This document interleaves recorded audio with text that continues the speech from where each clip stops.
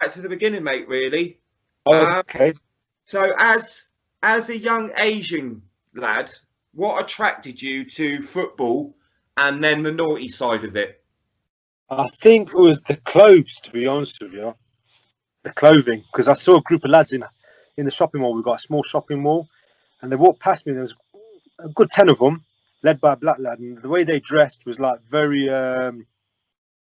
They looked like a little military unit, and the way they dressed was amazing. They had like feelers on, jeans on, deer stalkers, bleached jeans, slit at the bottom with Adidas trainers or Yeah. Diodora trainers. They looked the business, and I thought I like that style because Did it look very different to everybody else? yeah, I mean I've seen it before, but for some reason they had like the Fila Satantas and the Tuccini Dallas tops. It looked very colourful.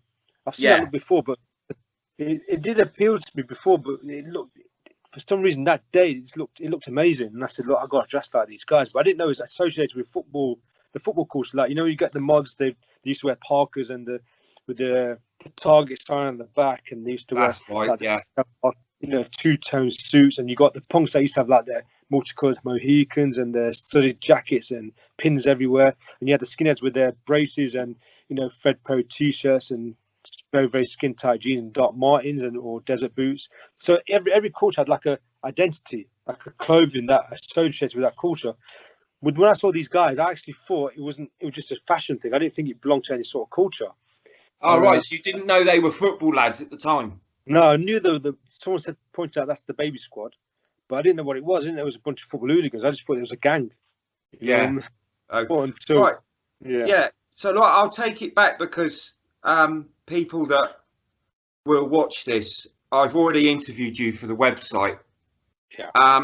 And going back to the website, you said the first time you really got involved, you was with the YTS firm, which was the Young Trendy Squad.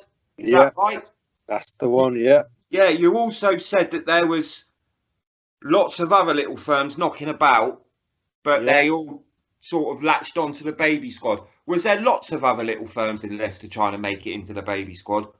Yeah. Well, baby squad, the original baby squad, about 60 odd members. Then you had the all little gangs associated with the baby squad. But on match day, we was all baby squad. We all lived under the umbrella of the baby squad, so it was all classed as baby squad. Yeah. The away firms didn't know all these little gangs. They just knew the baby squad, as in there's the baby squad. No, we was all baby squad. We had little firms inside the baby squad. It was like the main unit. I don't know how can you explain it in military terms. You'd have like not a battalion. What's it called? I'm trying to think of the word now. You'll have like a platoon, or you have a little, not a platoon, like a battalion with platoons attached to it. Yeah, I know. I sort of get you. So in most football firms, you get more high-ranking members, don't you? That's the one. Yes. Yeah. Like the original baby squad are high-ranking members because they were the original ones. They're the ones who started all this culture of, in Leicester anyway, this culture of fashion and going to football. So they were the first ones. Can you remember? Sorry, mate. Can you remember your first bit of aggro and who was it against? Birmingham Zulu Warriors, the Zulus. Oh, okay. Quite local then. No, yeah, well, yeah, Ish. Midlands. Yeah, Midlands. Yeah. Is that classed as a derby, Riaz? No. No? No, I think a derby would be Birmingham versus Villa or Birmingham versus West Brom, Birmingham versus Wolves. That'd probably be a derby. That's the West Midlands. Ours would be like Forest or Derby or Coventry, West Midlands, but we class that as a derby because it's only 20 odd miles away. Right. In the West Midlands. So they were classed as derbies. Okay, so it was a Zulu squad you first came up against. Zulus, yeah. Yeah. Because I've interviewed someone else and they said that their first bit of aggro, they didn't really get involved. They just sort of was on the outskirts of it, looking in. Was that right for you, or did you get stuck in first time? I was right in the middle of it because I didn't know what was going on. Oh, right. Some ginger bloke with a bad case of acne jumping in front of me, bouncing. Come on then. I looked around, people were just scrapping all around me, and I had this £1 umbrella from Pound Stretcher. So I went to whack him, and I got picked up by the scruff of my neck. And I thought it was another fan trying to have a go. So I turned around, it was a copper, and I thought, oh, no. Yeah. And then those coppers were big. They had to be a certain height. You're right, yeah. And this one was a big lump. He just picked me up. My legs just going like in the air because I was about 8 stone or 9 stone. You know what I mean? So he just like Yeah. picked me up like a bag doll. And I thought, Yeah, oh because they had to no, be 6 foot in those days, didn't they? yeah, over 6 foot, yeah. All right. Did you get arrested? Look even taller. Yeah, I got arrested. I got thrown in the meat wagon. First time being arrested is when I thought, oh no, I've had it now. Because my dad was very strict, and Okay. he was a doctor or an engineer. You know, that sort of feel like Yeah. professional. But I wasn't really interested because at school I was always told I was stupid and dumb and thick, so I didn't really pursue the educational path like most Asians did in those days. A lot of Asians Yeah. were they were studious, so I didn't follow that path because the teacher would tell you dumb, you're dumb, or didn't basically pay attention to you because you wasn't, you know, interested in studies. I don't know. I sort of kind of, what's the word I'm trying to, I sort of kind of lost hope in education because Yeah. you get put down. Oh, Yeah. okay, I'm stupid. You know what I mean? Yeah, I understand. I mean, academically, that wasn't my route. I hated school. You know, I didn't. I would always bunk off and be down the end of the fields smoking or whatever. You know, I wasn't interested. Yeah. Until now, you know, and doing all this, you kind of learn as you go along. Yeah, Yeah, you know. absolutely. Okay, mate. As an Asian casual, do you think you paved the way for other Asians to join football? No, there's when I first started in '83, there was about 3 Asian lads already doing it. They're a little bit older than me. 2 brothers and a 2 Sikh lads and a Pakistan lad. They were like a couple of years older. They're like in there. There was like one was like 6 or 7 years older. The other one was like 4. The other two like 4 or 5 years old. So they was already doing it. So I didn't really pave the way for anything.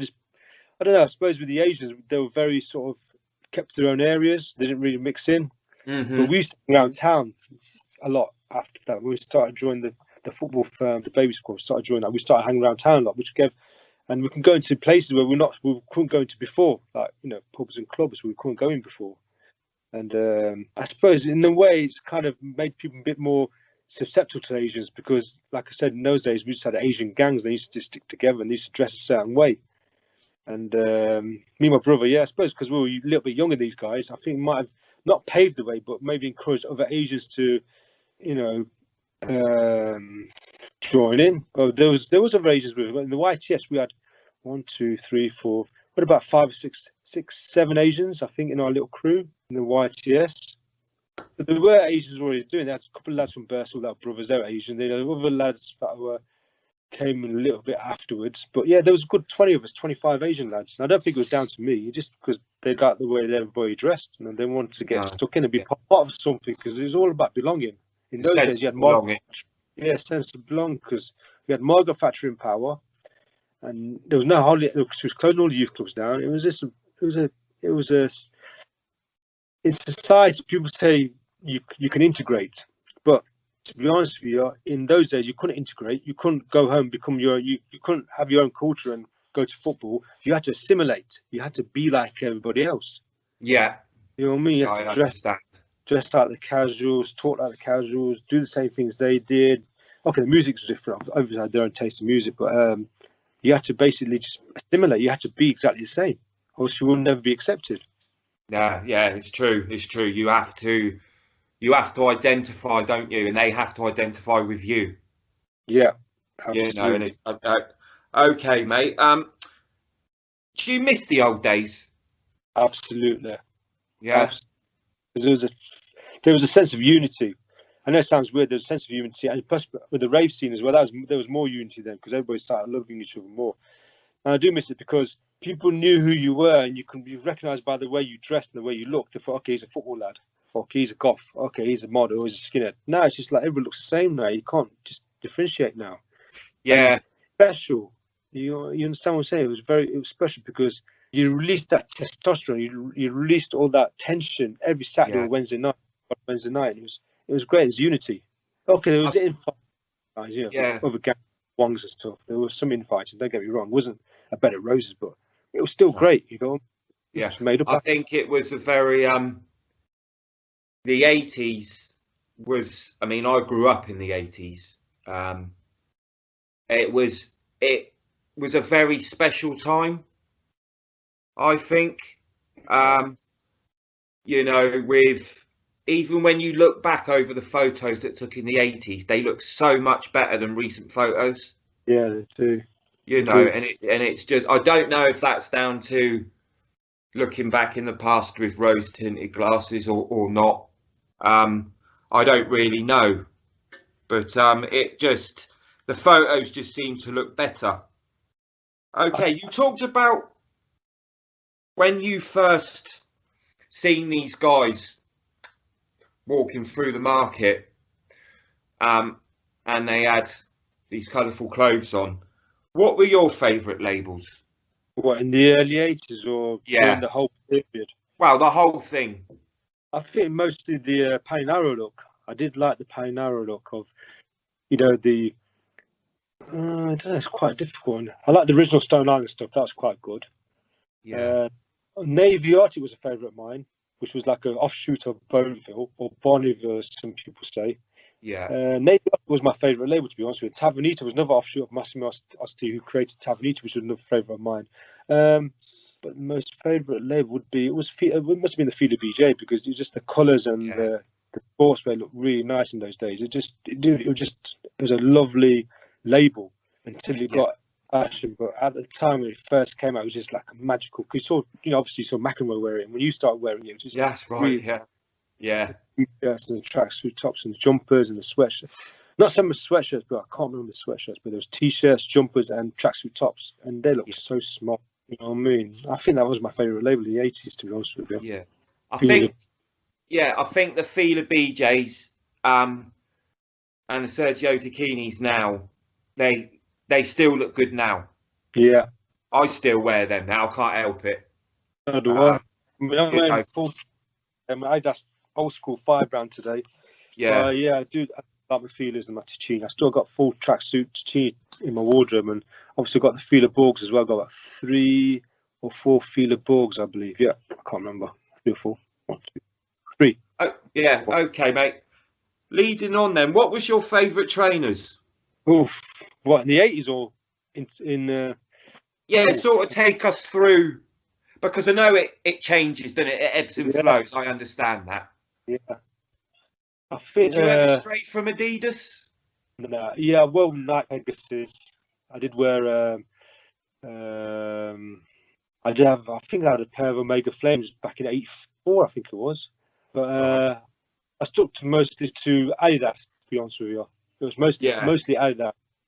Just trying to think of one of my favourite trainers. It was when I first got them as the Green Gazelles. They're my favourite trainers in '83, '84. They're my Yeah. favourite trainers. Nice colourway, aren't they? Yeah, they were at that time. They were brilliant. They were beautiful. Yeah. But you can get them It's all over. just, So it's yeah, they're Reggie. such a simple design, aren't they? Yeah, yeah. Yeah, but they And they look so good. yeah, they You know? did. You can wear them Farrows, you can wear them tracks, you can wear them jeans. You could just wear them about everything. It was a Yeah. lovely pair those days. I think the only time I strayed from Adidas was the Diodora Borgs, to be honest. Yeah, nice Yeah. train. You know, the gold. You Blue know, the skin gold. one. Well, the white ones was the gold with the Yeah, gold logo. that's Um, I was just going to talk so, about football films. Have you must have seen them. yeah. Um, what's your opinion on them? I like Cass's story. Cass's that's good. I like that. That's a true story and I liked it a lot. I like the Firm, the 2009 one by Nick Love. That was good because they had the club spot on and it was great. I mean the original was good as well with Yeah, Gary Oldman.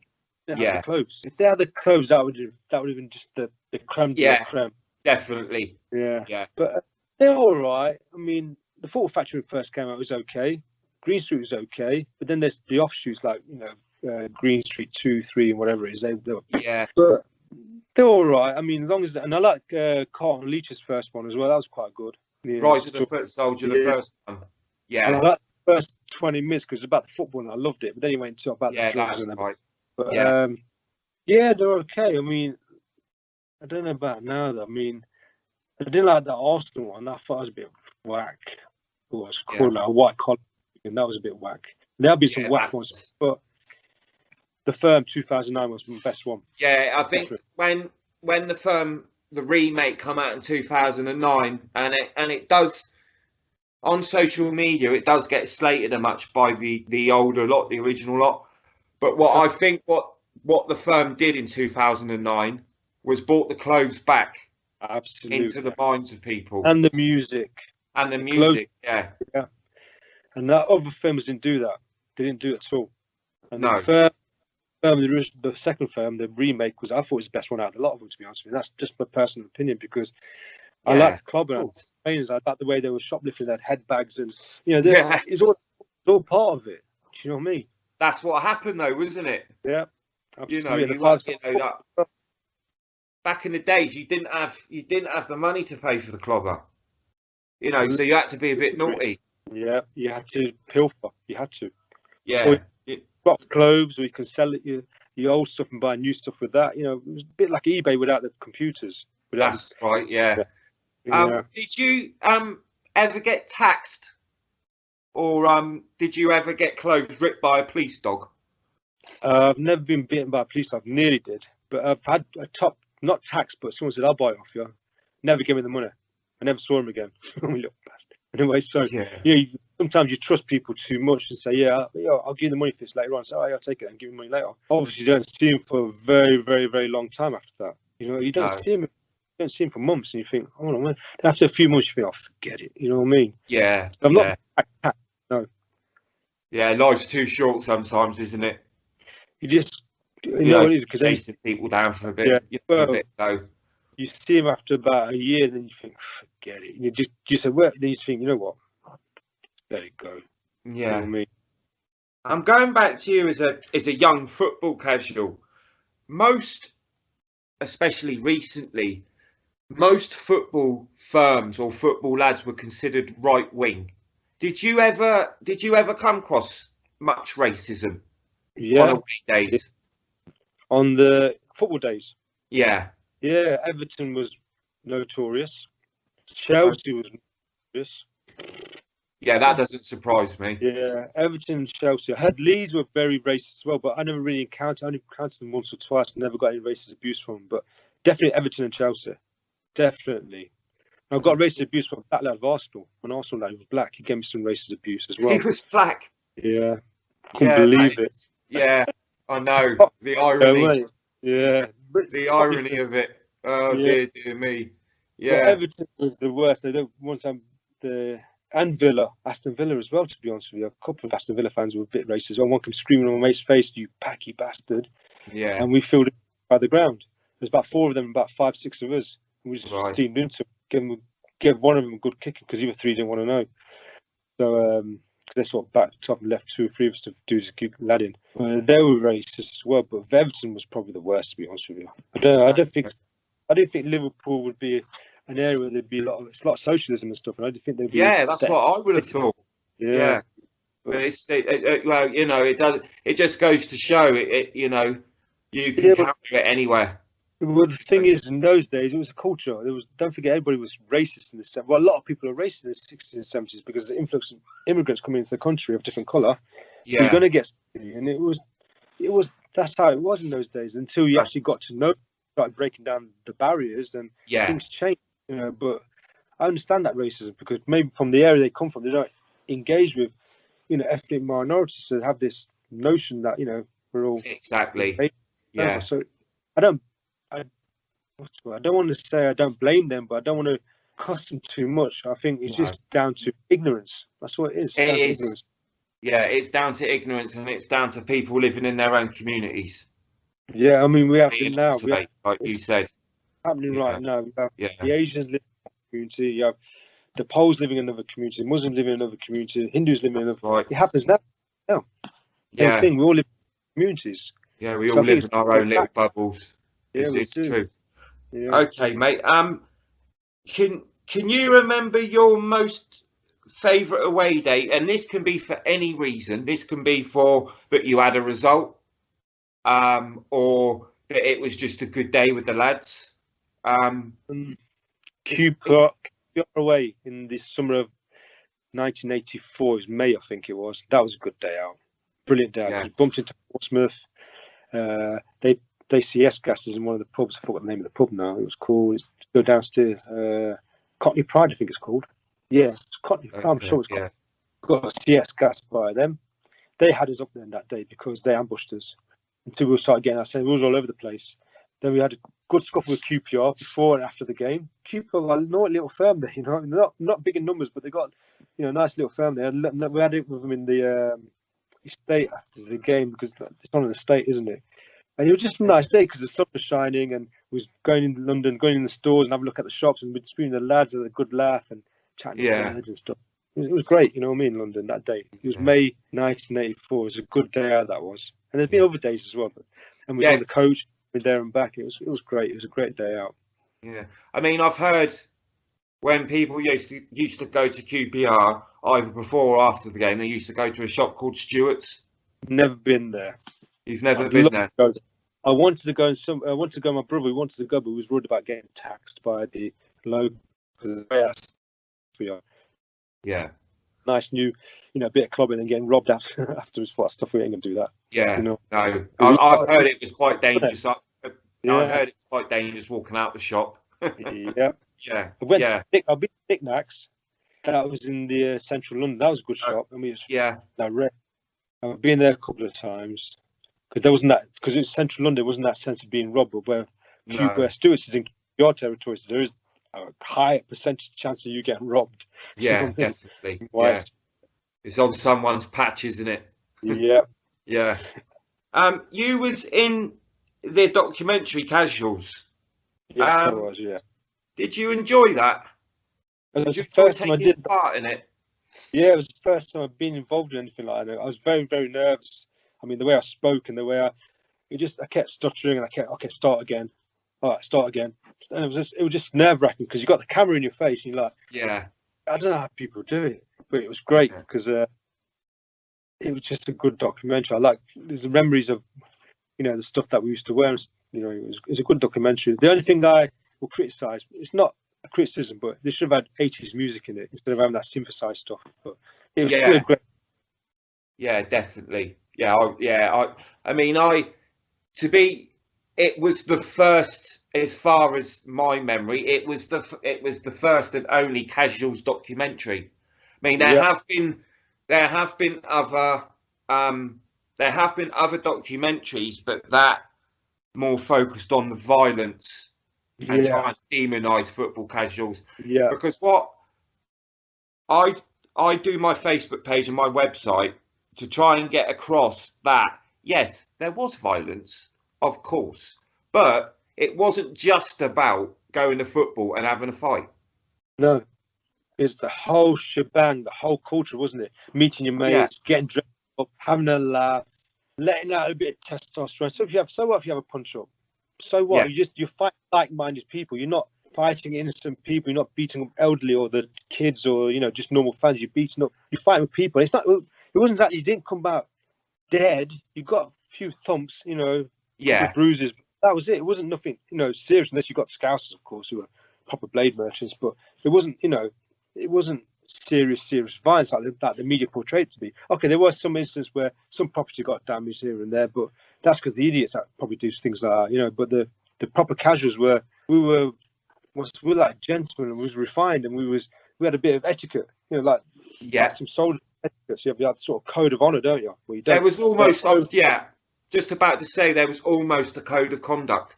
And what you just mentioned there, the first thing in the code of conduct is you don't attack shirters. Or staffers, whichever phrase you use. Yeah, you don't do that. That's just a coward's way of beating somebody up. If you want to fight somebody, fight the person who wants to fight you. That's how it should be. And that's how it was in the 80s, most of the time anyway. Okay. Did you ever go to any England games? No, never. Because of the race. I didn't want to risk it. Yeah, no, I understand that. It was, games, not many of them went. It was probably not even a handful. Probably get the odd one or two. Maybe Cass went a couple of times, but none of us lot went.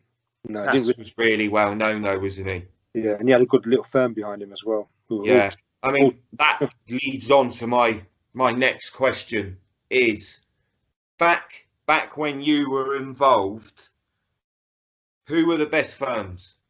ICF, hands down. ICF were the top. Yeah, Millwall as well. ICF and Millwall those two are just nuts. Birmingham were quite tough as well. Yeah. Tottenham as well. Can't knock Tottenham. They had a good little firm. Arsenal had a good little firm as well. Good firm. I won't say little, good firm. Portsmouth, very naughty. Yeah. Newcastle had numbers. They were just Man United. I tell you what, Man United had a good firm, definitely. But for me, and ICF and Millwall definitely bushwhackers. But then Man U, Birmingham, and Tottenham firms that come very, very close as well. It's all on day as well. Going back to Man United, I've never really understood Cockney Reds. I don't get it. Why you would support a northern team when you live in London?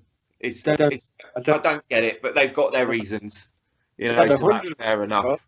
There was about 100 of them as well, weren't there? 100 lads, Cockney Reds. So they're a massive firm. They had massive numbers. Yeah. First time they came to Leicester, they must have at least 1,000 lads. Just the whole road was just full of lads. I couldn't believe. I looked up and I thought, "Oh, we're going to get wasted." There was far too many. 1983, and I shot myself. It was too many of them. There was far too many of them. No staff was about. No, just all casual lads. Loads of them. I just said, "Oh my God, forget this." Yeah. You know what I mean? But it's still great. If you talk about it and just reminisce about, getting ran, doing them, and it was great. I miss those days, to be honest with you. I really do. It was so much forward to every Saturday. We talk about it all week and look forward to it Saturday, and then talk about it again, and just so much to look forward to, getting your best gear on for that day. You got the dog's bollocks, you know what I mean? So when I remember wearing a pair of flares, and I had a pair of flares on, Adidas trainers, and I was wearing this leather jacket. I think it was black hooded leather jacket, and these Tottenham fans were pointing at my flares. And I was like, yeah, you know what I mean? It's one of those sort of things, ain't it? Yeah.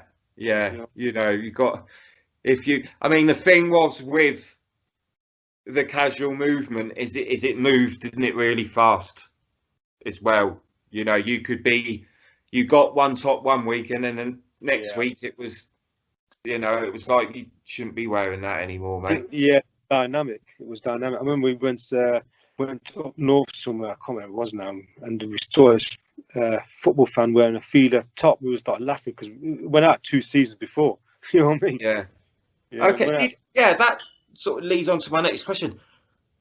When you was travelling up and down the country on your away days, was there a difference between north and south with the fashion?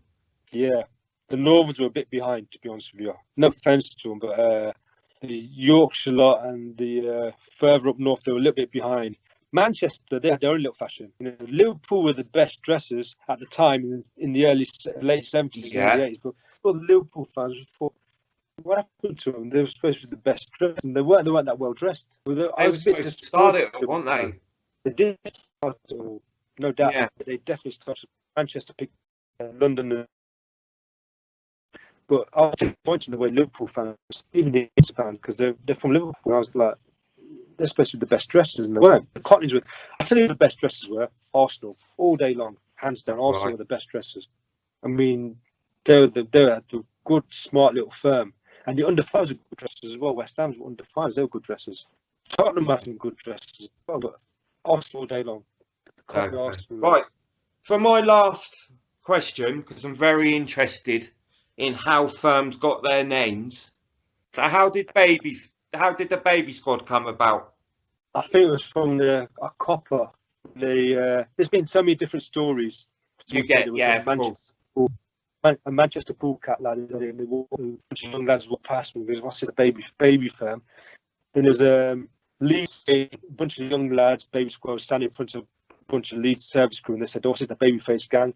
But apparently there's a copper outside the pub who said it's all the baby squad because they're 15, 16 years old, at the time in 82. Yeah. They said, "What's those got?" Baby gang, and that name stuck from there. So that's where the name Baby Squad came from. And it's a brilliant name. You can't knock it. So it's from a policeman. Yeah, and I think it's probably one of the best. Probably the best name in all the firms, to be honest with you. Yeah, I mean, you've got the ICF, you've got the head on, and you've got with the bushwhackers, and you've got the Builders or the herd. Think about it, you've got the not like FEC, and you've got But the baby squad's it's probably the best name. Red Army, you know, think about Cockney Reds. Yeah, baby squad's probably the best name out there. I think. Yeah. I mean, it's very rememberable. It you know, is. you're not gonna forget the baby squad. No. I mean, even the service crew is a good name. Yes. Yeah. It is. Yeah. I mean, with Portsmouth's name, that's literally the time of the train they got on away days. That was unique. Unique. You know, it was unique. Yeah. Okay, thank you for taking part, Riaz. That's right. Thank you for inviting. Yeah, no, it's been great to listen to you. So thank you very much. Thank you as well, Matthew, for having me on. Okay. So that was Riaz Khan, former Leicester Baby Squad member. We've got more videos coming out soon.